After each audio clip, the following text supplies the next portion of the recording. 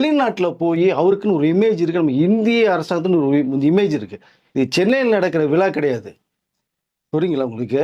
International லெவலுங்கும் போது அங்கே வந்து ஒரு ஒரு மரியாதை. இந்தியாவுடைய மானமே போச்சுன்றது மாதிரி அவர் சொல்லும்போது, இவ்வளோ வருத்தமாக இருந்ததுன்னு பார்க்க முடிஞ்சுது. பட் சனிக்கிழமை ரொம்ப ஹம்பிளா ஜாலியா இருந்திருக்கார். இது அவருடைய முக்கியமான ஒரு நபர் அங்கேருந்து எடுத்து சொன்ன ஒரு வீடியோவை தான் நான் இப்போ உங்களுக்கு அவர் பேசுகிறத நான் கன்வே பண்ணுறேன். வேறு யாரும் சொன்னது இல்ல.